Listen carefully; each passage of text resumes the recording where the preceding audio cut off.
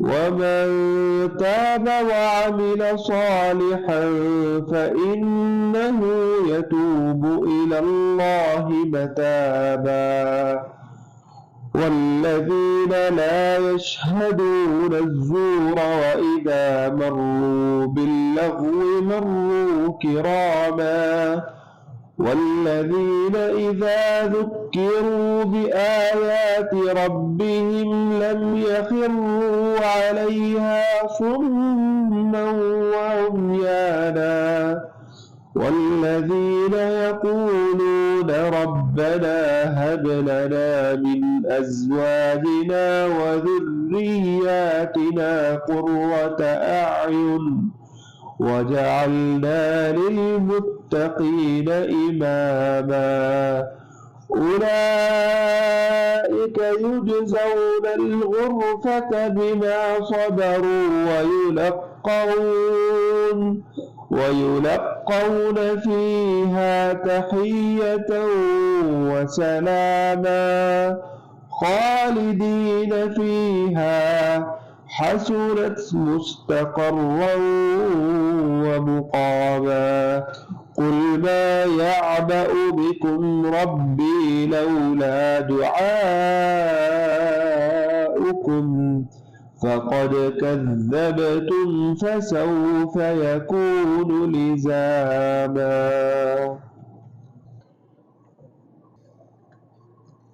أعوذ بالله من الشيطان الرجيم. بسم الله الرحمن الرحيم. والذين لا يدعون مع الله إلها آخر، اور وہ لوگ اللہ کے بندے وہ ہیں، رحمان کے بندے وہ ہیں جو اللہ کے ساتھ کسی دوسرے کو نہیں پکارتے. ولا یقتلون النفس التي حرم اللہ الا بالحق، اور نہ ہی کسی کو ناحق قتل کرتے ہیں. ولا یزنون، نہ زنا کرتے ہیں. ومن یفعل ذلک یلقى عصاما، اور جس نے یہ کام کیا وہ جہنم میں جائے گا. یضاعف له العذاب یوم القیامت، قیامت کے روز اس کو دگنا عذاب دیا جائے گا. وَيَخْلُدْ فِيهِ مُهَانًا، اور وہ جہنم میں ذلیل اور رسوا ہو کے رہے گا. ان آیتوں میں اللہ تعالیٰ نے 3 بڑے بڑے گناہوں کا ذکر فرمایا ہے. شرک ہے اور قتل ہے، زنا ہے. یہ تینوں گناہ جو ہیں بہت ہی بڑے گناہ ہیں. ان کا ذکر فرما کے اللہ تعالیٰ نے پہلے تو فرمایا کہ ان کا انجام کیا ہوگا، جہنم میں جائیں گے اور ذلیل اور رسوا ہو کے رہیں گے، اور ان کو دوہرا عذاب دیا جائے گا. دوہرے کا مطلب یہ ہے کہ ایسے نہیں ہے کہ جہنم میں چلے گیا تو جان چھوٹ گئی. جان چھوٹے گی نہیں، بلکہ قتل کیا ہے اس کی سزا بھی ملے گی، زنا کیا ہے اس کی سزا بھی ملے گی، شرک کیا ہے اس کی سزا الگ ملے گی. بہت ہی ذلیل اور رسوا ہو کے رہے گا.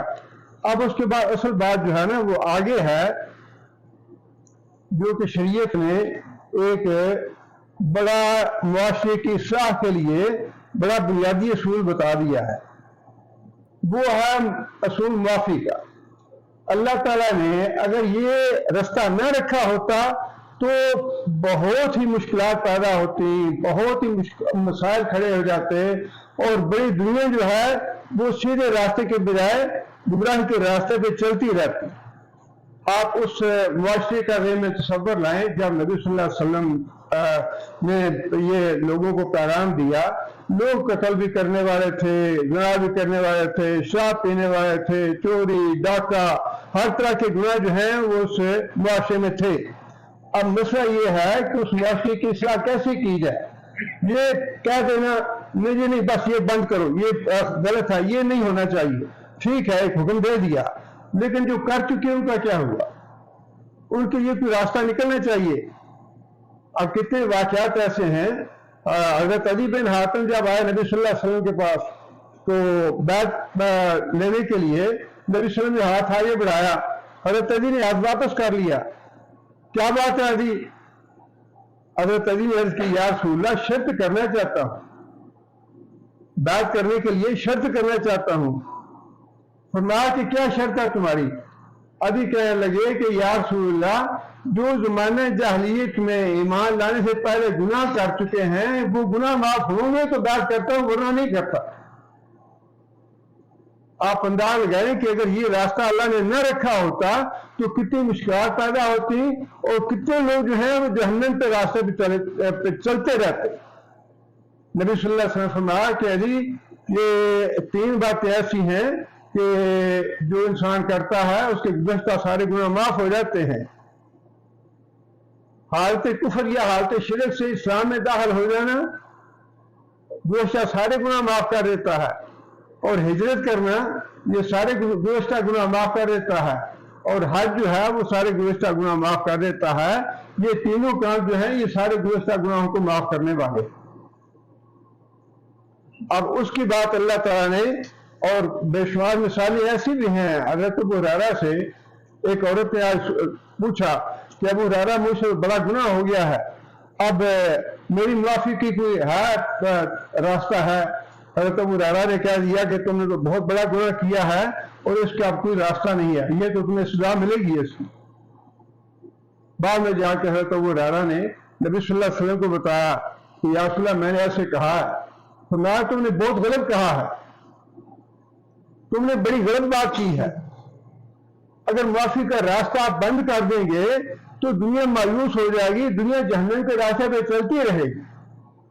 حضرت ابو ہریرہ کہتے ہیں کہ میں نے مدینے میں تلاش کیا اس عورت کو، ڈھونڈا اس عورت کو، اور پھر میں نے بتایا اس کو کہ نبی صلی اللہ علیہ وسلم نے یہ بتایا ہے کہ توبہ کرو تمہارا گناہ معاف ہو جائے گا۔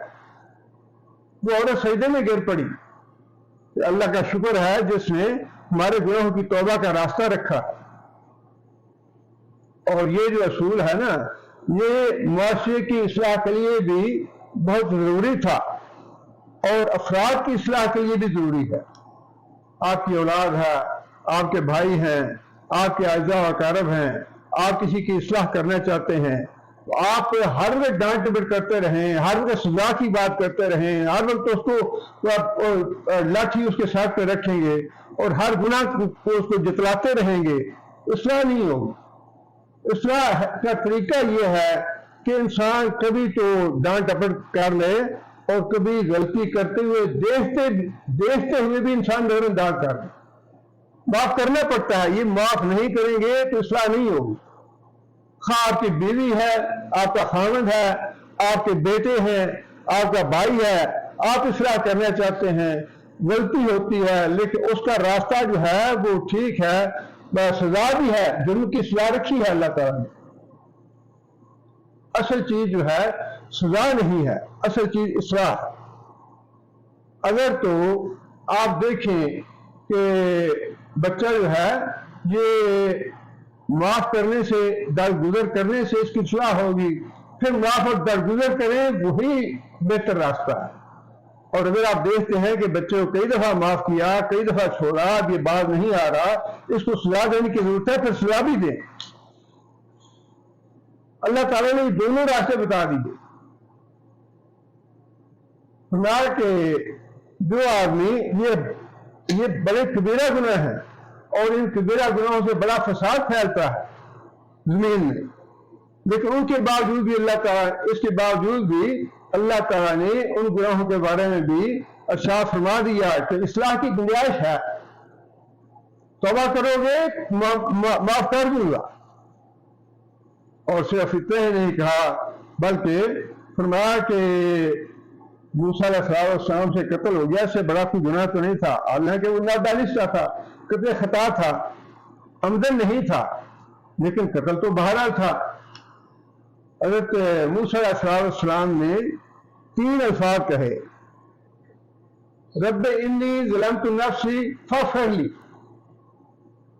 قرآن مجید میں ہے حضرت موسیٰ علیہ السلام نے رب انی ظلمت نفسی فاغفر لی، یا اللہ مجھ سے گناہ ہو گیا ہے مجھے معاف کر دے۔ اگلا لفظ یہ ہے فغفر لہ۔ کتنی آسان بات ہے کہ اس سے آسان بات۔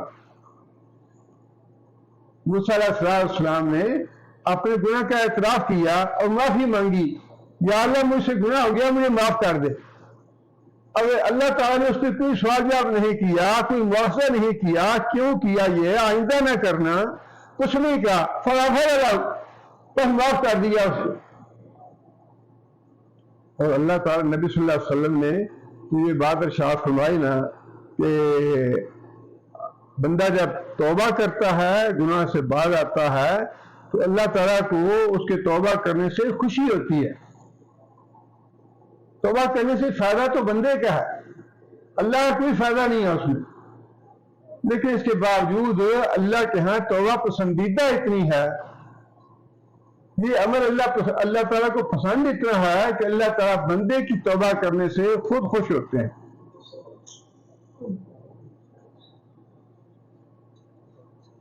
اور توبہ یہی ہے کہ انسان اپنے گناہ کا اعتراف کرے اور اس پہ ندامت کا اظہار کرے اور آئندہ اس گناہ کے قریب نہ جانے کا عزم کرے۔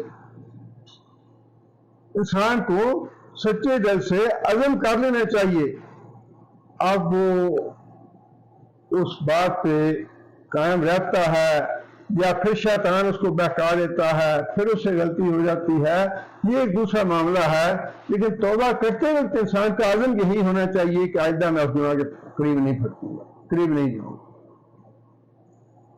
اور اس بارے میں حدیث قدسی ہے کہ نبی صلی اللہ علیہ وسلم نے فرمایا کہ جب شیطان کو اللہ تعالیٰ نے اپنی درگاہ سے رد کر دیا تو شیطان نے یہ بات کہی کہ یا اللہ، مجھے تیری عزت کی قسم، مجھے تیرے جلال کی قسم، مجھے تیرے بلند مرتبے کی قسم، میں لوگوں کے پیچھے پڑا رہوں گا حتیٰ کہ مرتے دم تک ان کا پیچھا کروں گا، جہنم میں لے کے جاؤں گا۔ اس کے جواب میں اللہ تعالیٰ نے بھی یہ بات ارشاد فرمائی کہ مجھے میری عزت کی قسم، مجھے میرے جلال کی قسم اور میری کبریائی کی قسم، جب تک لوگ گناہ کر کے توبہ کرتے رہیں گے میں ان کو معاف کرتا رہوں گا، مرتے دم تک معاف کرتا رہوں گا۔ دوسری حدیث میں نبی صلی اللہ علیہ وسلم فرمایا کہ انسان توبہ کرتا ہے اور انسان سے عزم کرتا ہے کہ میں دوبارہ گناہ نہیں کروں گا، لیکن اس سے پھر شیطان مسلط ہو جاتا ہے، پھر اس سے گناہ ہو جاتا ہے،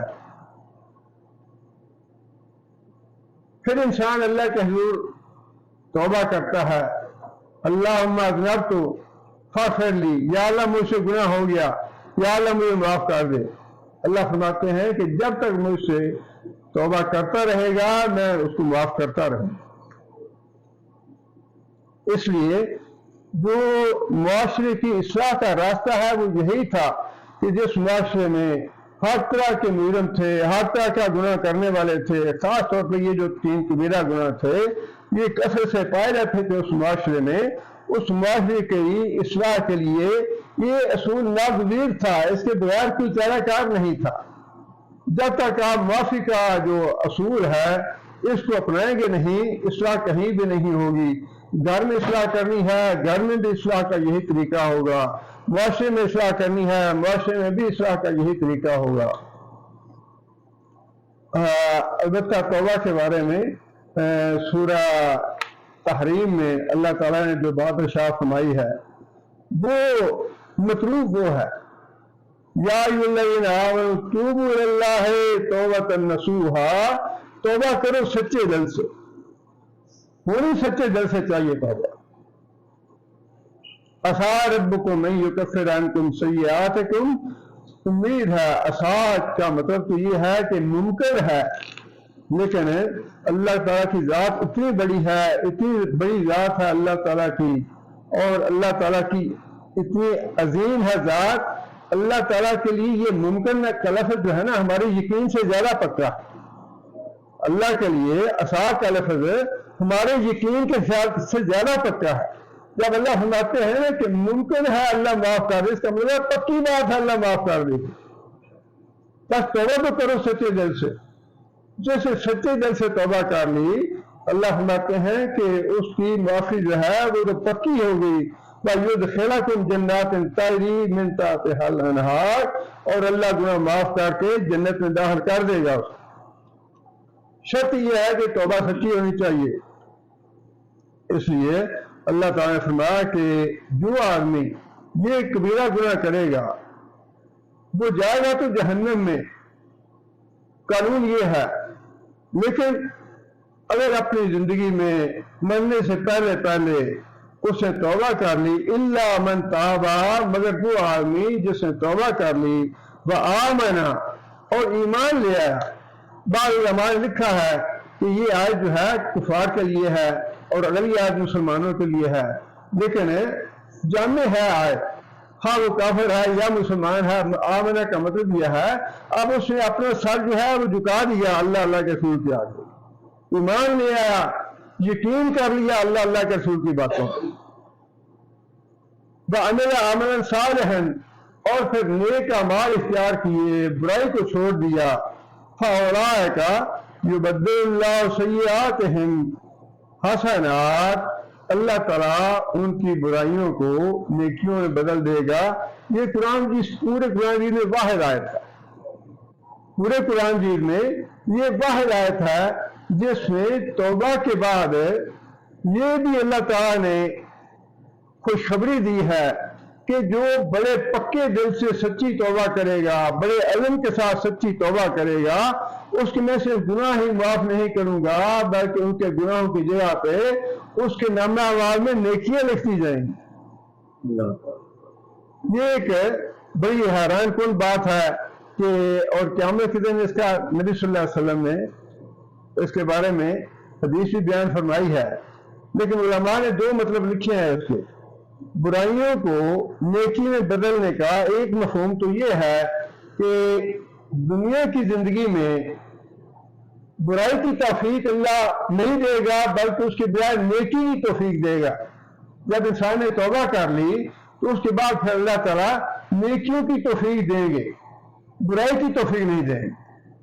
اللہ کی مشیت سے ہے سارے کام، لیکن نیکی کی توفیق جو ہے وہ تو خاص اللہ کی طرف سے ہے۔ اور یہ جو فرمایا کہ اس کی میں برائیوں کو نیکیوں میں بدل دوں گا، اس کا مطلب یہ ہے کہ برائیاں اس کو چھڑا دوں گا اور نیکیوں کے راہ پہ اس کو لگا دوں گا دنیا میں، اور یہ بھی بڑا اللہ کا انعام اور بڑا اللہ کا فضل ہے۔ دنیا میں گناہوں کو چھڑا کے نیکی کی رستے پہ لگا دینا، نیکی کی توفیق دے دینا، ایسے لوگوں کا ساتھ دے دینا جس میں نیکی انسان کرے اور نیکی کی توفیق میں آگے بڑھتا ہے۔ اور اس کے مقابلے میں پھر یہ بات بھی سمجھ لیجئے کہ اگر ایک آدمی توبہ نہیں کرتا اور اپنے گناہوں میں چلا جاتا ہے، کرتا رہتا ہے گناہ، تو پھر اللہ تعالیٰ اس کی نیکیوں کی توفیق جو ہے وہ چھین لیں گے۔ اگر ایک آدمی توبہ نہیں نہ کرتا اور بے دریغ اور بے دھڑک گناہوں میں ڈوبا رہتا ہے اور اس کو فکر نہیں ہے کہ میں گناہ کر رہا ہوں، تو اللہ تعالیٰ پھر نیکیوں کی توفیق اس سے چھین لیں گے اور گناہوں کے راستے پہ اس کو جانے دیں گے۔ دونوں باتیں ہیں۔ اور اس کا دوسرا مفہوم جو علماء نے لکھا ہے وہ یہ ہے کہ قیامت کے دن اللہ تعالیٰ اس کی توبہ اتنی سچی ہوگی، اللہ تعالیٰ کو اس کی توبہ اتنی محبوب ہوگی، اتنی پسندیدہ ہوگی اس کی توبہ کہ اللہ تعالیٰ قیامت کے دن اس کے گناہوں کی جگہ پہ اس کی نیکیاں لکھ دیں گے، اس کے نامہ اعمال۔ اور اس کے بارے میں نبی صلی اللہ علیہ وسلم نے یہ بات ارشاد فرمائی کہ میں جہنم سے نکلنے والے آخری آدمی کو خوب جانتا ہوں۔ جو آدمی جہنم سے نکلے گا اللہ تعالیٰ فرشتوں سے کہیں گے اس کو اس کے چھوٹے چھوٹے جتنے گناہ ہیں سارے گنواؤ۔ فرشتے اس کے سارے گناہ چھوٹے چھوٹے گنائیں گے کہ تم نے یہ گناہ کیا، یہ گناہ کیا، یہ گناہ کیا۔ آدمی اعتراف کرے گا ہاں یا اللہ یہ بھی کیا، یہ بھی کیا، یہ بھی کیا۔ اللہ تعالیٰ اس کے بعد فرشتوں سے کہیں گے کہ اس کے گناہوں کی جگہ پہ اتنی نیکیاں لکھ دو۔ وہ آدمی جو ہے خوش تو ہوگا لیکن تعجب کرے گا کہ یا اللہ یہ تو چھوٹے چھوٹے گناہ ہیں، میں نے تو اس سے بڑے بڑے گناہ بھی کیے ہیں، یا اللہ ان کا تو ذکر ہی نہیں آیا۔ تو نبی صلی اللہ علیہ وسلم یہ بات ارشاد فرما کے ہنسے اور مسکرائے کہ یہ اللہ تعالیٰ کی رحمت ہے کہ اللہ تعالیٰ نے جو آخری آدمی ہوگا جہنم سے نکلنے والا، اس کو بھی اتنی رحمت سے نوازیں گے، اتنی رحمت سے نوازیں گے کہ اس کے گناہوں کی جگہ پہ اس کو نیکیاں لکھ دیں گے۔ یہ وہ بات ہے جو اللہ تعالیٰ نے ارشاد فرمائی کہ جو آدمی سچے دل سے توبہ کر لے گا اور پھر نیک اعمال اپنا لے گا، اللہ تعالیٰ اس کے گناہوں کو نیکیوں میں بدل دیں گے، خواہ وہ اللہ تعالیٰ دنیا میں معاملہ کریں اس کے ساتھ، خواہ پھر آخرت میں اس کے برائیوں کو نیکیوں میں بدل دیں۔ وَكَانَ اللَّهُ غَفُورًا رَحِيمًا، اور اللہ تعالیٰ بہت ہی بخشنہار اور بہت ہی رحم فرمانے والے۔ اب دیکھیں نا کہ انسان اگر گناہوں کا اندازہ لگائے تو یہ انسان کے سمجھ میں آنے والی بات نہیں ہے۔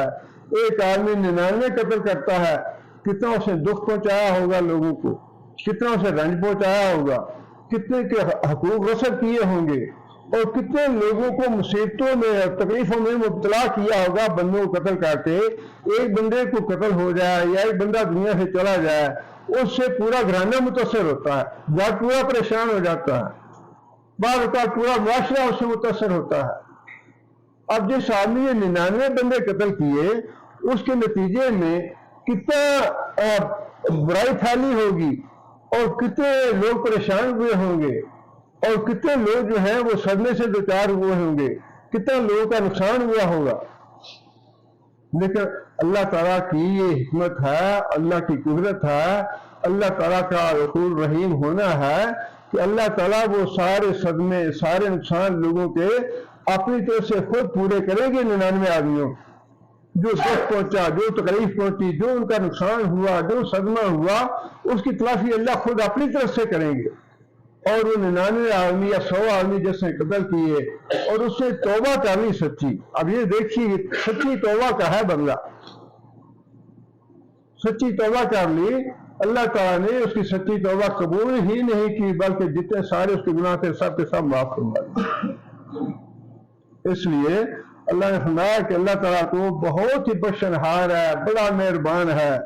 وَمَن تَابَ وَعَمِلَ صَالِحًا فَإِنَّهُ يَتُوبُ إِلَى اللَّهِ مَتَابًا، پھر دوبارہ یہ بات کہی، اور جیسے کہ میں نے عرض کی کہ بعض مفسرین نے لکھا ہے کہ پہلی آیت جو ہے وہ کفار کے لیے ہے، اور یہ دوسری آیت جو ہے یہ مسلمانوں کے لیے ہے، ایمان والوں کے لیے ہے، کہ ایمان والوں میں سے بھی جو لوگ توبہ کر لیں گے اور نیک عمل اختیار کر لیں گے، فَإِنَّهُ يَتُوبُ إِلَى اللَّهِ مَتَابًا، اس سے گویا توبہ کرنے کا حق ادا کر دیا۔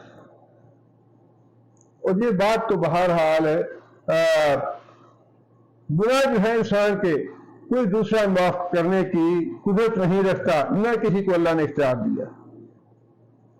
کوئی ایسا دنیا میں ولی پیدا نہیں ہوا، کوئی ایسا پیغمبر کا، دیکھیں نا یہ ایک عقیدہ جو ہے عیسائیوں کا ہے، غلط ہے وہ، کہ عیسیٰ علیہ السلام سولی چڑھ گیا، ہمارے گناہوں کا کفارہ ہو گیا۔ یہ عقیدہ مسلمانوں اللہ نے نہیں دیا، یہ عقیدہ یہ گمراہی کا عقیدہ ہے۔ جو اللہ نے ہمیں عقیدہ دیا ہے وہ یہ ہے کہ وَلَا تَعْلُوا وَازِرَةٌ وِزْرَ أُخْرَىٰ، کوئی کسی دوسرے کا بوجھ نہیں اٹھائے گا۔ ہر آدمی کو اپنے اپنے گناہوں کا جواب خود دینا پڑے گا، اپنے اعمال کی جواب دہی خود کرنی پڑے گی، اور کوئی دوسرا اللہ تعالیٰ سے نہ تو کسی کے گناہ معاف کرا سکے گا، نہ بخشوا سکے گا، نہ جنت میں لے جا سکے گا۔ بخشنے کی طاقت اور اختیار اور قدرت وہ بھی اللہ کی، اور جنت اور جہنم یہ فیصلہ کرنا بھی اللہ کے ہاتھ میں ہے، کسی ولی کے ہاتھ میں نہیں ہے، کسی پیغمبر کے ہاتھ میں نہیں ہے، کسی حضرت صاحب کے ہاتھ میں نہیں ہے۔ یہ بات انسان کو بالکل واضح کر لینی چاہیے کہ قیامت کے دن کوئی کسی کے کام نہیں آئے گا۔ کیا اللہ کے رسول نے اپنے جو گھر کے لوگ تھے، اپنے خاندان کے لوگ تھے، انہیں نام لے لے کے کہہ دیا کہ قیامت کے دن میں تمہیں اللہ سے نہیں بچا سکوں گا۔ اگر کسی کو پکڑ لیا اللہ نے فاطمہ کو پکڑ لیا، میری پھپھی کو پکڑ لیا، میرے چاچے کو پکڑ لیا، میرے خاندان کو پکڑ لیا، میں نہیں چھڑا سکوں گا۔ اب اس سے بڑی بات اور کوئی نہیں ہو سکتی. راستہ ایک ہی ہے، اللہ کے حضور انسان توبہ کرے، اللہ سے معافی مانگے، اللہ کو راضی کرے، اس کے علاوہ اور کوئی راستہ نہیں. اس لیے فرمایا کہ جس نے توبہ کی، اپنے اعمال کی اصلاح کر لی، نیک اعمال اختیار کر لیے، اللہ تعالیٰ کے ہاں اس کی توبہ قبول ہو گئی، اس نے توبہ کا حق ادا کر لیا، اللہ نے اس کے گناہ معاف کر دیے. آگے پھر رحمان کے بندوں کی اور کچھ صفات بتائی ہیں اللہ تعالیٰ نے. والذین لا یشہدون الزور، رحمان کے بندے وہ ہیں جو جھوٹ کی گواہی نہیں دیتے. شہادت جو ہے یہ دونوں معنی ہیں اس کے. گواہی وہی بندہ دیتا ہے جو موقع میں پاس ہو، جو وہاں پہ حاضر ہو. جو بندہ وہاں پہ موجود نہ ہو، وہاں پہ حاضر نہ ہو، وہ گواہی بھی نہیں دیتا. دونوں معنی ہیں اس کے، حاضر ہونا بھی اور گواہی دینا بھی. دونوں باتوں کے بارے میں فرمایا کہ رحمان کے بندے وہ ہیں جو جھوٹی گواہی نہیں دیتے. جھوٹی گواہی دینا بھی کبیرہ گناہ ہے. صحابی کہتے ہیں کہ نبی صلی اللہ علیہ وسلم نے شرک کا ذکر فرمایا. شرک جو ہے یہ بہت بڑا گناہ ہے، کبیرہ گناہ ہے. اور اس کے بعد فرمایا کہ شہادت الزور، شہادت الزور، شہادت الزور، 3 دفعہ فرمایا کہ جھوٹی گواہی بھی کبیرہ گناہ، جھوٹی گواہی بھی کبیرہ گناہ، جھوٹی گواہی بھی کبیرہ گناہ. جھوٹ پہ حاضر ہونا، جھوٹ پہ حاضر ہونے کا مطلب یہ ہے کہ جہاں کہیں بھی گناہ کے کام ہو رہے ہوں وہاں انسان نہ جائے. گناہوں کی مجلس ہے، گناہ گار لوگ ہیں، برے کام ہیں، وہاں پہ انسان کو، مومن آدمی کو، رحمان کے بندے کو ایسی مجلسوں میں شریک نہیں ہونا چاہیے. جہاں شرک ہو رہا ہو، جہاں بدعت ہو رہی ہو، گناہوں کے کام ہو رہے ہوں. اور بعض مفسرین نے یہ واضح کیا ہے کہ اس حکم میں جو غیر مسلموں کے تہوار ہیں ان میں جانے کی ممانعت بھی شامل ہے. ان تہواروں کو خود منانا یہ تو ایک بہت بڑا گناہ ہے نا. ان کے تہواروں میں شریک ہونا یہ بھی منع ہے. ہولی ہے یا اس طرح کے دوسرے جو تہوار ہیں غیر مسلموں کے، ان میں شریک ہونا اور ان کے تہواروں کو ان کو مبارک دینا، اچھے الفاظ کہنے، یہ بھی ممنوع ہے. اور آگے فرمایا وَإِذَا مَرُّوا بِاللَّغْوِ مَرُّوا كِرَامًا، یہ بڑی اہم بات ہے خاص طور پہ آج کل کے وقت کے لیے. جب وہ لغو باتوں کے، بےہودہ باتوں پہ، بے مقصد باتوں پہ گزر ہوتا ہے تو وہ شریف آدمیوں کی طرح اپنا دامن بچا کے گزر جاتے ہیں. اس کا ایک مفہوم تو آسان ہے جو 1400 سال سے چلا آ رہا ہے، لیکن ایک مفہوم جو آج کل کے زمانے کے مطابق ہے وہ بڑا اہم ہے. موبائل سامنے رکھا ہے، آپ کوئی آیت تلاش کرنا چاہتے ہیں، کوئی حدیث تلاش کرنا چاہتے ہیں، تلاش کرتے کرتے لغو باتیں، بےہودہ باتیں، غلیظ باتیں، گندی باتیں، چیزیں آپ کے سامنے آ جاتی ہیں. حکم کیا ہے؟ یہ ہے حکم اس کے لیے. لا مروا باللغو مروا کراما، وہ ان کو دیکھنا شروع نہیں کر دیتے، ان میں دلچسپی نہیں لیتے، ان کو تلاش نہیں کرتے، بلکہ اگر اتفاق سے، غلطی سے اچانک کوئی چیز گندی سامنے آ گئی، مروا کراما، شریف انسانوں کی تلاش سے اس کو دفع کر دیتے ہیں، اس سے الگ ہو جاتے ہیں، اس میں دلچسپی نہیں لیتے. اب یہ ایسا فتنہ ہے، اللہ تعالیٰ معاف کرے، ایسا فتنہ ہے جس فتنے میں بچے کیا، جوان کیا، بوڑھے کیا، عورتیں کیا، بچیاں کیا، بچے کیا، سارے مبتلا ہیں، اور نہ ماں باپ کے پاس کوئی علاج ہے، نہ علماء کے پاس کوئی علاج ہے، نہ کسی پیر فقیر کے پاس کوئی علاج ہے اس کا، سوائے اس کے کہ انسان کے ذہن میں اللہ کا ڈر ہو، اللہ کے احکام ہو، اس کے علاوہ اس کا کوئی حل نہیں۔ اور یہ آیتیں ہم اپنے اپنے حساب سے، اپنے اپنے وقت کے اعتبار سے اس کی تشریح کرتے ہیں، اس کی وضاحت کرتے ہیں۔ ممکن ہے آنے والے وقتوں میں اور بھی بہت سے کام ایسے ہوں جن پہ یہ منطبق ہوتی ہوں آیتیں، جن پہ اللہ تعالیٰ کے یہ حکم جو ہے وہ نافذ ہوں، لیکن اس میں ہدایت ہے، نصیحت ہے ہمارے لیے کہ جب گندی باتیں، اور ویسے بھی عام اس سے ہٹ کے بھی فرمایا کہ جو لغو باتیں ہیں، فضول باتیں ہیں، بیکار باتیں ہیں، ان کو اللہ تعالیٰ سخت ناپسند کرتے ہیں۔ اور بس یہ ہمیں گپ شپ لانے واسطے میں آ گیا ہوں، ٹائم نہیں سے گزر گیا۔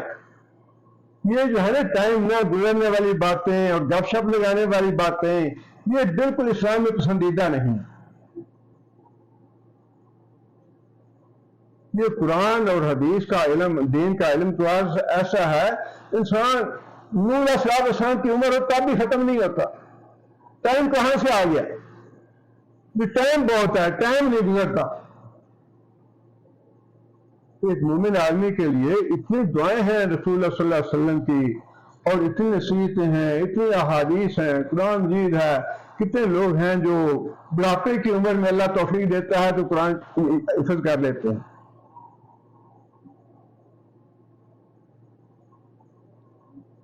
اس لیے فرمایا کہ رحمان کے بندے وہ ہیں جو لغو باتوں پہ، فضول باتوں پہ، بے مقصد باتوں پہ اور بے معنی باتوں میں اپنا وقت ضائع نہیں کرتے۔ اور نبی صلی اللہ علیہ وسلم فرمایا کہ بعض اوقات یہ جو ہوتے ہیں نا بہت زیادہ چتر چتر باتیں کرنی، یہ ویسے پسندیدہ بھی نہیں ہے، اور ویسے بھی نبی صلی اللہ علیہ وسلم نے فرمایا کہ بعض اوقات یہ جو ہوتا ہے نا بے سوچے سمجھے باتیں کرنی، اس میں بعض اوقات ایسی بات زبان سے نکل جاتی ہے کہ انسان جہنم میں اتنا نیچا چلا جاتا ہے کہ جتنا زمین آسمان کے درمیان فاصلہ ہے اس سے بھی زیادہ جہنم میں نیچے چلا جاتا ہے، زبان کی بے احتیاطی کی وجہ سے، لغو اور بےہودہ اور فضول اور بے مقصد باتیں کرنے کی وجہ سے۔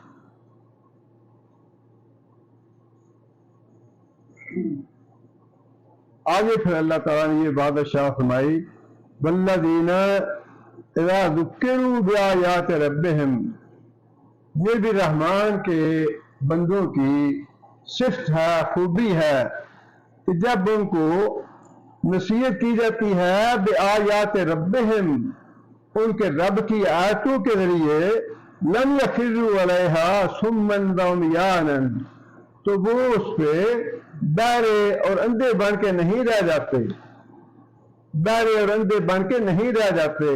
بہت بڑی نصیحت ہے یہ ایمان والوں کے لیے، اور نصیحت یہ ہے کہ جب قرآن کی آیتیں پڑھیں تو ان پہ غور و فکر کرو، اور غور و فکر کرنے کے بعد اپنے اعمال کی اصلاح کرو۔ یہ سمجھے کہ قرآن مجھ سے مخاطب ہے، یہ قرآن مجھے حکم دے رہا ہے۔ صحابہ کرام اور تابعین، تبع تابعین، جو نبی صلی اللہ علیہ وسلم نے فرمایا بہترین زمانہ ہے، ان میں یہی چیز ہمیں ملتی ہے۔ قرآن مجید کی آیتیں نازل ہوئی، لن تنالوا البر حتی تنفقوا مما تحبون، جب تم تقوی کے معیار کو نہیں پہنچ سکتے، جب تک تم وہ چیز اللہ کی راہ میں خرچ نہ کرو جو تمہیں بہت پسند ہے۔ یہ بات تو قرآن کی آیت ہے اور پوری امت کے لیے ہے، نبی صلی اللہ علیہ وسلم پہ نازل ہوئی۔ حضرت ابو طلحہ کا اللہ نے نام تو نہیں لیا تھا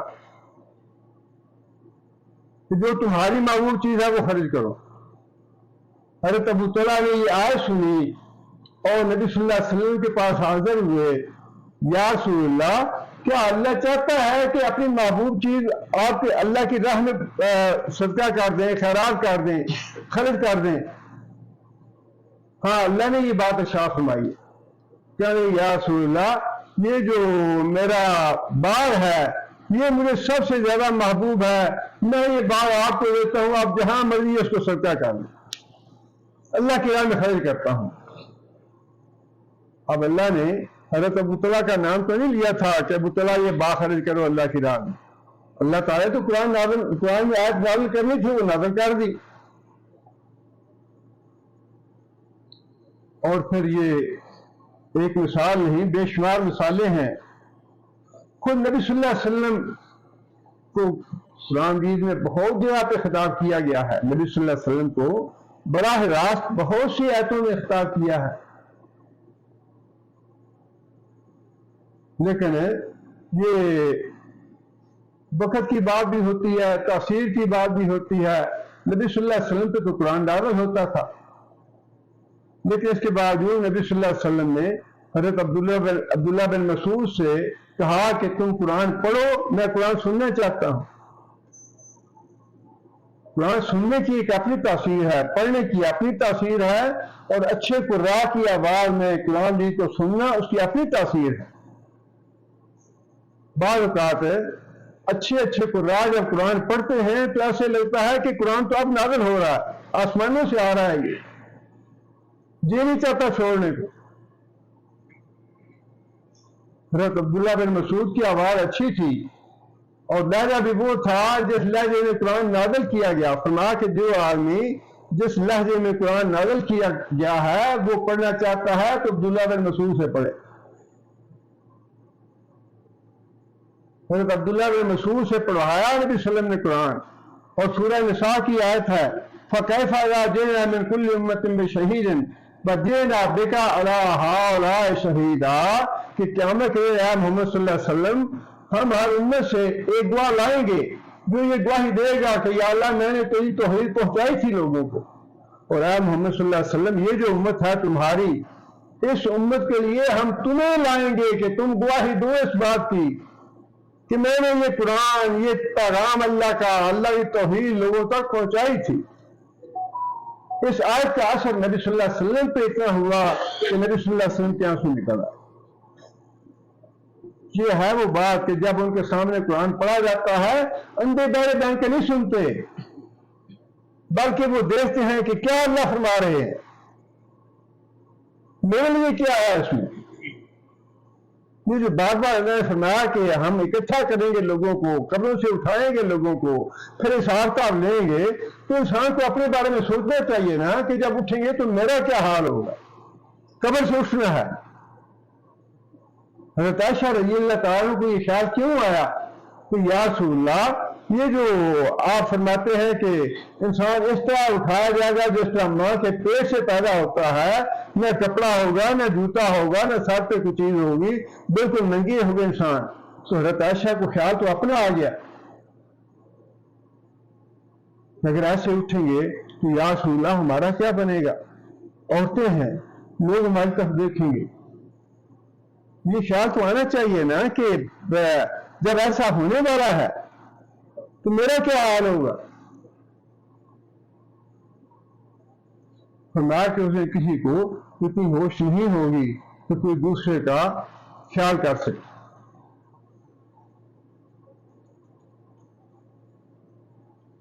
حضرت عامر بن قیس اپنی قوم کے سردار تھے،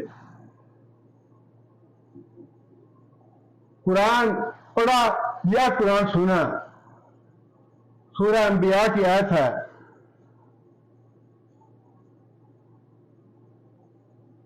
لَقَدْ أَنزَلْنَا عَلَيْكُمْ كِتَابًا فِيهِ ذِكْرُكُمْ أَفَلَا تَعْقِلُونَ۔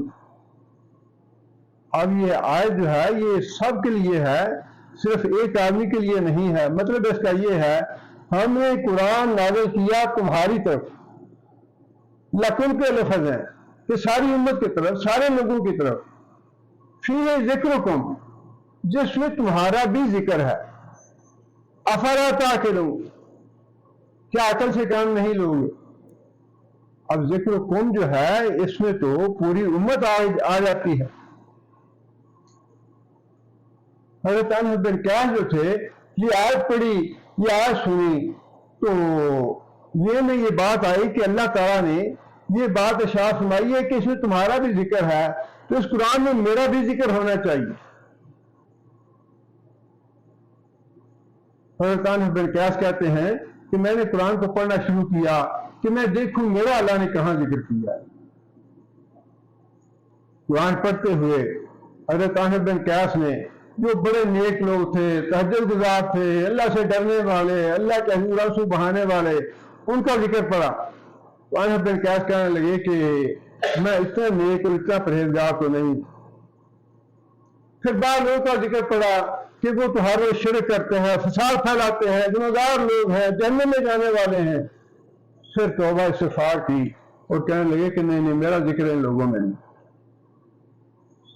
پھر یہ آیتیں پڑھی کہ کچھ لوگ ایسے ہیں جن کے اعمال ملے جلے ہوں گے، جن کی کچھ نیکیاں بھی ہوں گی، کچھ برائیاں بھی ہوں گی، وہ اللہ سے توبہ استغفار کریں گے، ہم ان کے گناہ معاف کر دیں گے.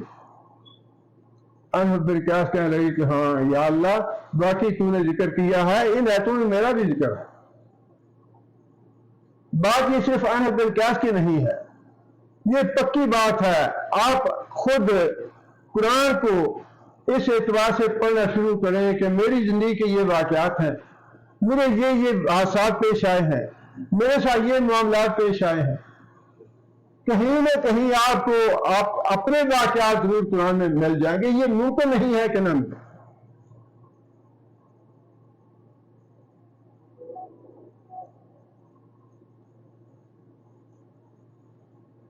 اس لیے اللہ تعالیٰ نے یہ رحمان کے بندوں کی خوبی بتائی ہے کہ ان کی خوبی یہ ہے کہ جب وہ قرآن پڑھتے ہیں، قرآن کی آیتیں پڑھتے ہیں، اندھے اور بہرے بن کے نہیں پڑھتے، غور و فکر کرتے ہیں ان پہ، اور ان میں سے جو نصیحت حاصل ہونے والی ہے وہ نصیحت حاصل کرتے ہیں، اور پھر اس کے مطابق اپنے اعمال کی اصلاح کرتے ہیں. یہ مطلوب ہے قرآن پڑھنے سے.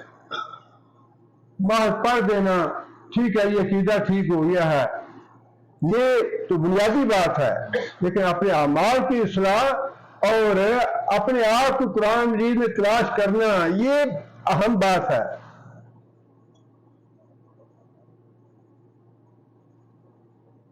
آگے پھر یہ اور بڑی اہم بات فرمائی اللہ تعالیٰ نے، والذین یقولون ربنا ہب لنا من ازواجنا وذریاتنا قرۃ اعین. بہت ہی اچھی دعا ہے اور ہر ایک کے لیے ہے. جن کی شادی نہیں ہوئی ان کے لیے مطلب یہ ہے کہ وہ اللہ سے دعا کریں، یا اللہ ہمیں اچھی بیویاں، نیک بیویاں دینا، ہمیں نیک اور متقی اولاد دینا جن کو دیکھ کے ہماری آنکھیں ٹھنڈی ہوں. اور جن لوگوں کی شادی ہو چکی ہے ان کو بھی یہ حکم ہے کہ وہ بھی یہ دعا مانگے کہ یا اللہ جو ہماری بیویاں موجود ہیں ان کے اعمال ایسے کر دے، ان کو ایسا نیک بنا دے، ان کو ایسا متقی بنا دے کہ ان کی نیکی اور تقوی سے ہماری آنکھیں ٹھنڈی ہوں. جن کی اولاد موجود ہے وہ اپنی اولاد کے لیے ان الفاظ میں دعا کریں کہ یا اللہ جو ہماری اولادیں ہیں ان کے اعمال ایسے کر دے کہ ان کے اعمال کو دیکھ کے ہماری آنکھیں ٹھنڈی ہوں. اور انسان کی آنکھوں کی ٹھنڈک جو ہے وہ تو نبی صلی اللہ علیہ وسلم نے بتا دیا ہے. میری آنکھوں کی ٹھنڈک جو ہے وہ نماز میں ہے. اور جب نبی صلی اللہ علیہ وسلم حضرت بلال کو اذان کے لیے حکم دیتے تو کیا بات فرماتے؟ یہ نہیں فرماتے تھے کہ بلال اٹھ کے اذان دو، فرماتے بلال ہمیں راحت پہنچاؤ، ہمیں ٹھنڈک پہنچاؤ. اذان میں، نماز میں، نیکی میں، تقوی میں مومن آدمی کی ٹھنڈک ہے. اور یہ تو ہر مومن آدمی کو ہر نماز کے بعد دعا کرنی چاہیے کہ یا اللہ ہمیں اپنے، دیکھیں نا یہ اس ماحول کو بھی سامنے رکھیں جب قرآن نازل ہو رہا تھا ہر گھر میں اس طرح کا معاملہ تھا. آج تو اللہ کا شکر ہے, اللہ کا فضل ہے, مسلمان ہیں, اولادیں بھی, بیویاں بھی, سارا ماحول جو ہے مسلمانوں کا ہے. لیکن اس ماحول کو سامنے رکھیں جس ماحول میں شوہر جو ہے وہ مسلمان ہے, بیوی مشرک ہے, بھائی جو ہے مسلمان ہے, دوسرا بھائی جو ہے وہ مشرک ہے, بیٹے جو ہیں وہ مومن ہیں, باپ جو ہے وہ مشرک ہے, ماں جو ہے مسلمان ہو گئی ہے, اولاد جو ہے وہ کافر ہے. اور جب وہ یہ آیتیں پڑھتے ہوں گے کہ مومن جنت میں جائیں گے, کافر اور مشرک جہنم میں جائیں گے, تو جن کے اعضاء و اقارب کافر تھے یا مشرک تھے, بیٹا ہے, ماں ہے, باپ ہے, بھائی ہے, ان کے دلوں پہ کیا گزرتی ہوگی کہ یہ ہمارے ماں, ہمارا باپ, ہمارا بھائی, ہمارا بیٹا, ہماری بیٹی یہ جہنم میں جائیں گے, یہ عذاب میں مبتلا ہوں گے. ان کے دلوں کی کیفیت کیا ہوتی ہوگی؟ دیکھنا اس دنیا میں اگر بیٹا ہے یا بھائی ہے یا کوئی ایسا غلط کام کر رہا ہو جسے پتا ہو بھی اس کو جیل ہو جائے گی, قید میں چلا جائے گا, پکڑا جائے گا, پولیس آ جائے گی, انسان فوراً روکتا ہے کہ بھئی یہ کام نہ کرو. دنیا میں تکلیف اور دنیا میں بے عزتی اور دنیا میں یہ ذلت اور خواری, اس سے بچنے کے لیے سو جتن کرتا ہے انسان. اپنی اولاد کو تعلیم اس لیے دیتا ہے اچھا معیار ہو, اچھی سہولتیں ہوں, اچھی زندگی ہو, اور انسان آرام سے زندگی بسر کرے. ساری چیزیں دنیا کے معاملات میں ہم جب یہ سوچتے ہیں تو آپ اندازہ کریں کہ ان لوگوں کے ذہنوں کی کیفیت کیا ہوگی جو خود تو مسلمان ہو گیا لیکن ان کے اعضاء و اقارب جو تھے وہ کافر تھے اور مشرک. ان کے سکون کے لیے, ان کی تسلی کے لیے اللہ تعالیٰ نے یہ آیتیں نازل فرمائی کہ تم لوگ دعا کرو اپنے اعضاء و اقارب کے لیے, اپنے بیٹوں کے لیے, اپنی بیویوں کے لیے, اپنے شوہروں کے لیے دعا کرو کہ ہم ایمان لے آئے ہیں, یا اللہ ان کو بھی ایمان نصیب کر دے, ان کو بھی تقویٰ اور نیکی نصیب کر دے. اور آگے پھر اس سے بھی اہم بات ارشاد فرمائی اللہ تعالیٰ نے, وَجْعَلْنَا لِلْمُتَّقِينَ إِمَامًا, یا اللہ ہمیں متقی لوگوں کا پیشوا رہنما بنا. صرف اپنا نیک بننا جو ہے یہ بھی اچھی بات ہے, ایک آدمی کا خود نیک بن جانا یہ بھی اچھی بات ہے, لیکن اللہ کیا چاہتے ہیں؟ اللہ چاہتے ہیں کہ صرف خود نیک نہ بنو, نیکوں کے رہنما بنو, نیکوں کے پیشوا اور نیکوں کے امام, نیکوں کو وعظ کرنے والے, نیکوں کو امر بالمعروف کرنے والے, نہی عن المنکر کرنے والے. کیونکہ یہ بیوی بچوں کے حوالے سے بات ہے نا, اس لیے سب سے پہلا جو ہے نا متقین کا امام بننے والی بات وہ ہونی چاہیے اپنے گھر کے لیے. انسان اپنے گھر کے بیوی بچوں کے لیے رہنما ہو, خود صرف نیکی کرنا, اچھا یہ بچے ہیں ان کی تربیت کر دیا, پڑھا دیا ہے, اب ہم ذمہ دار نہیں ہیں, ٹھیک ہے جو کرتے ہیں کرتے رہے, یہ بات نہیں ہے. مرتے دم تک باپ کی یہ ذمہ داری ہے کہ اپنی اولاد کو روک ٹوک کرتا رہے, اپنی اولاد کو نیکی کی بات بتاتا رہے, برائی سے ان کو روکتا رہے. یہ والدین کی ذمہ داری ہے. والدین کبھی بھی اپنی اولاد کے معاملات سے بری ذمہ نہیں ہو سکتے. فرمایا کہ اگر تمہارے گھر کے جو افراد ہیں متقی بھی بن جائیں تو تب بھی تمہیں ان کا امام ہونا چاہیے, ان کا رہنما ہونا چاہیے, ان کا پیشوا ہونا, ان کے لیے مثال بننی چاہیے.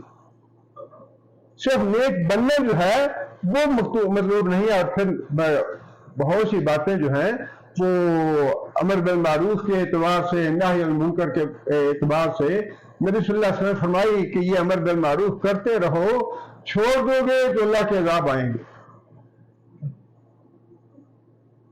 اور امر بالمعروف کا سب سے جو پہلا دائرہ ہے وہ تو انسان کا اپنا گاڑی ہے. تو انفسکم واہلیکم نارا, اپنے آپ کو بھی جہنم کی آگ سے بچاؤ, اپنے بال بچوں کو بھی جہنم کی آگ سے بچاؤ, اپنے اہل و عیال کو. اور اس میں بعض مفسرین نے بڑا اچھا نقطہ لکھا ہے کہ جب انسان یہ دعا کرے کہ یا اللہ مجھے متقی لوگوں کا راہنما پیشوا بنا دے، تو اس میں جو آپ کے فالوورز ہیں ان کے لیے دعا ہے کہ یہ بھی متقی ہونے چاہیے، یا اللہ ان کو متقی بنا۔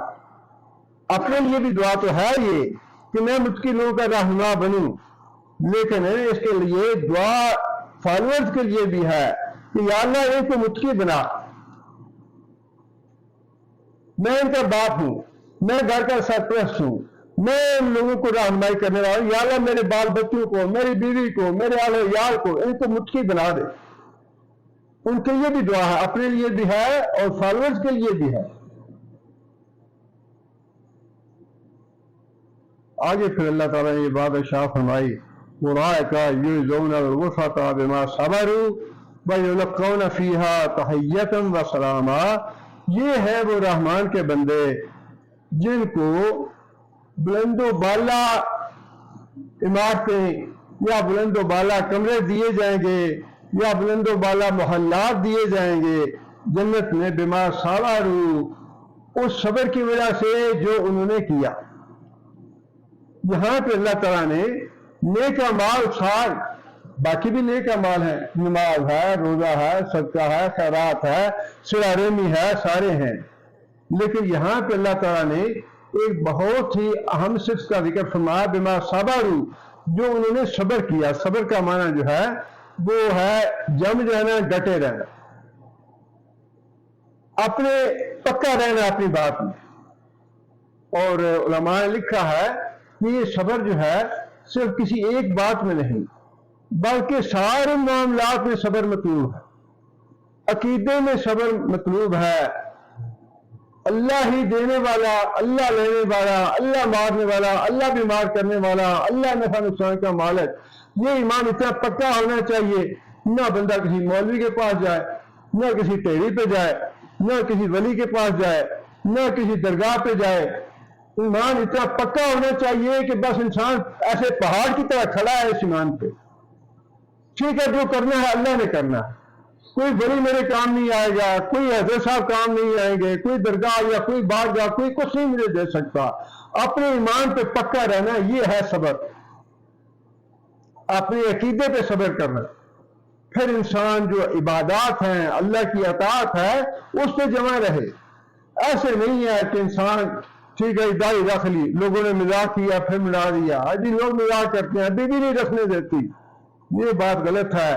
صبر یہ ہے کہ جس نیکی پہ آپ نے ارادہ کر لیا کہ آئندہ رشوت نہیں لینی، آئندہ سود نہیں کھانا، آئندہ حرام نہیں کھانا، آئندہ کسی کے ساتھ کوئی غلط بات نہیں کرنی، جس بات کا عزم کر لیا ہے اس پہ ڈٹ جائیں، یہ ہے صبر۔ اطاعت پہ صبر، عقیدے پہ بھی صبر مطلوب ہے، اطاعت میں بھی صبر مطلوب ہے، تمام جو اوامر اور نواہی ہیں ان میں صبر مطلوب ہے۔ اور پھر اگر کوئی تکلیف اور مصیبت اور پریشانی آتی ہے اللہ کی طرف سے آتی ہے تو اس پہ بھی صبر مطلوب ہے،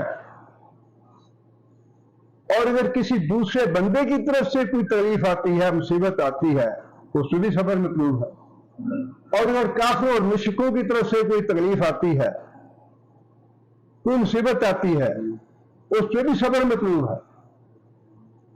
یہ بہت بڑی صفت ہے، نبی صلی اللہ علیہ وسلم نے خود بھی یہ بات ارشاد فرمائی، جتنی خوبیاں اللہ بندے کو دیتا ہے، جتنے اوصاف اللہ بندے کو دیتا ہے، ان سب میں سے بڑھ کے جو خوبی ہے وہ صبر کی خوبی۔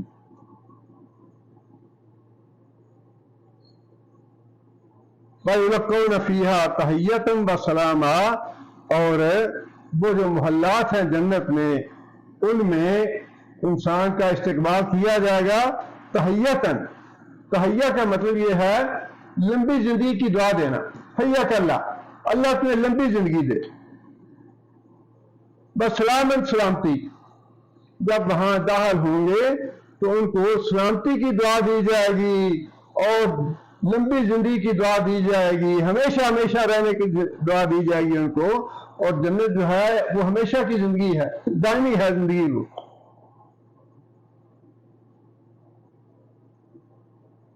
خالدین فیہا، ہمیشہ رہیں گے اس میں، حاصلت مستقرا و مقاما، بہت ہی اچھا اور بہت ہی بہترین ٹھکانہ ہے۔ اب حسنات میں صفات جنت کی اللہ تعالیٰ نے بہت سی جگہ پہ قرآن مجید میں بھی بتائی اور نبی صلی اللہ علیہ وسلم نے احادیث میں بھی بتائی کہ دائمی زندگی ہے، جوانی کی زندگی ہے، اور پھر کوئی وہاں پہ پریشانی نہیں ہے، کوئی دکھ نہیں ہے، کوئی رنج نہیں ہے، کوئی بیماری نہیں ہے۔ انسان ہر چیز کی جو بھی تمنا کرے گا، لہم ما یشاءون فیہا، جو بھی چیز چاہیں گے، جس چیز کی تمنا کریں گے وہاں مل جائے گی۔ اور پھر سب سے بڑی بات، اللہ تعالیٰ کی رضا حاصل ہوگی اہل جنت کو، اور اللہ تعالیٰ کا دیدار جو سب سے بڑی اور آخری نعمت ہوگی وہ اللہ کا دیدار ہوگی۔ فرمایا کہ اس سے بہتر جگہ اور کوئی تصور نہیں کر سکتا انسان۔ فَلَا تَعْلَمُ نَفْسٌ مَا أُخْفِيَ لَهُم مِّن قُرَّةِ أَعْيُنٍ، انسان جو ہے ایسی آنکھوں کی ٹھنڈک ہے جو چھپا کے رکھی گئی ہے، جو ظاہر نہیں کی گئی۔ جب وہ جنت میں جائیں گے تب ہی وہ دیکھیں گے، تب ہی انہیں پتا چلے گا کہ جنت کیسی چیز۔ قُلْ مَا يَعْبَأُ بِكُمْ رَبِّي لَوْلَا دُعَاؤُكُمْ فَقَدْ كَذَّبْتُمْ فَسَوْفَ يَكُونُ لِزَامًا۔ اے محمد صلی اللہ علیہ وسلم آپ کہہ دیجئے کہ میرے رب کو تمہاری کوئی پرواہ نہیں۔ لولا دعاؤکم، اگر تم اس پہ ایمان نہ لاؤ، اگر تم اس کو نہ پکارو۔ یہاں پکارو سے مراد ایمان لانا ہے کہ اگر تم اللہ تعالیٰ پہ ایمان نہیں لاتے، اللہ سے مانگتے نہیں ہو، اللہ کو پکارتے نہیں ہو، اللہ کو مشکل کشا نہیں سمجھتے، اللہ کو اپنا حاجت روا نہیں سمجھتے، اللہ کو تمہاری کوئی پرواہ نہیں۔ فَقَدْ كَذَّبْتُمْ، تم جھٹلا چکے اللہ کو یا اللہ کے رسول کو۔ فَسَوْفَ يَكُونُ لِزَامًا، ایسی مصیبت میں، ایسے عذاب میں مبتلا ہوگے تم کہ تمہاری جان نہیں چھوٹے گی اس سے، وہ بھی ہمیشہ کے لیے، وہ بھی ہمیشہ کے لیے، جہنم بھی ہمیشہ کی، جہنم بھی ہمیشہ کی، اس کی نعمتیں ہمیشہ کے لیے، اس کا عذاب اور سزا ہمیشہ کے لیے۔ اللہ تعالیٰ نے رحمان کے بندوں کی 9-10 صفات جو ہیں وہ یہاں بتائی ہیں۔ اللہ تعالیٰ دعا ہے کہ اللہ تعالیٰ ہمیں ان صفات پہ عمل کرنے کی توفیق عطا فرمائے، اور قیامت کے دن ہمیں اللہ ان بندوں میں شمار فرمائے جن کی صفات اللہ نے بیان فرمائی ہیں، اور ان کے ساتھ اللہ تعالیٰ ہمیں جنت میں داخل فرمائے۔ سبحان ربک رب العزت عما یصفون وسلام علی المرسلین والحمد للہ رب العالمین۔ أعوذ بالله من الشيطان الرجيم بسم الله الرحمن الرحيم والذين لا يدعون مع الله إلها آخر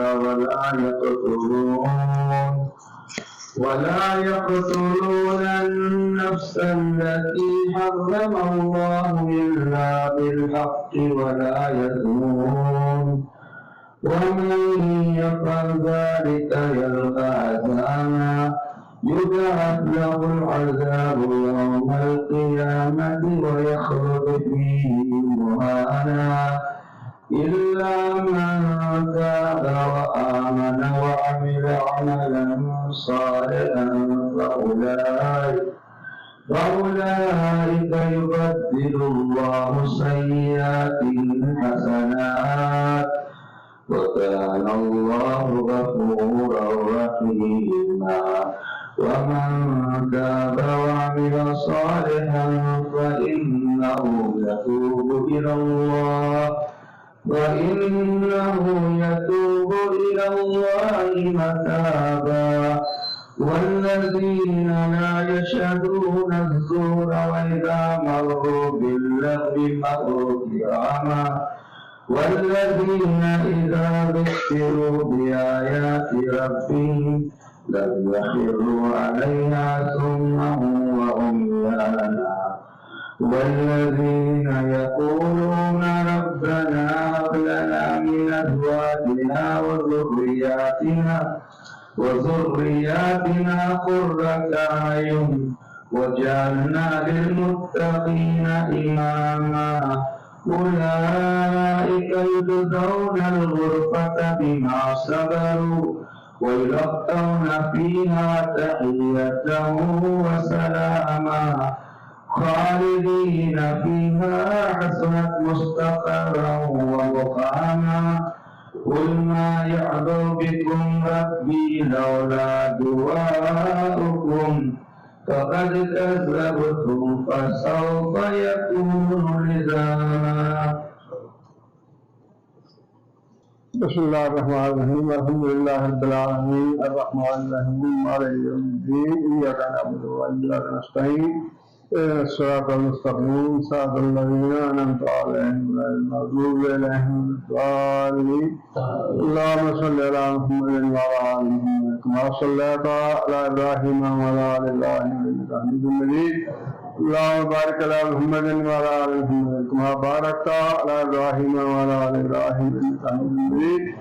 ربنا ظلمنا أنفسنا إن لم تغفر لنا وترحمنا لنكونن من الخاسرين. ربنا آتنا في الدنيا حسنة وفي الآخرة حسنة وقنا عذاب النار. ربنا هب لنا من أزواجنا وذرياتنا قرة أعين واجعلنا للمتقين إماما. ربنا اصرف عنا عذاب جهنم إن عذابها كان غراما إنها ساءت مستقرا ومقاما. اللهم أعز الإسلام والمسلمين اللهم أعز الإسلام والمسلمين اللهم أذل الشرك والمشركين اللهم دمر أعداء الدين اللهم نبر قلوبنا بنور الإيمان اللهم ثبتنا على الإسلام اللهم اغفر لجميع المؤمنين والمؤمنات الأحياء منهم والأموات. ربنا تقبل منا إنك أنت السميع العليم وتب علينا إنك أنت التواب الرحيم. سبحان ربك رب العزة عما يصفون وسلام على المرسلين والحمد لله رب العالمين.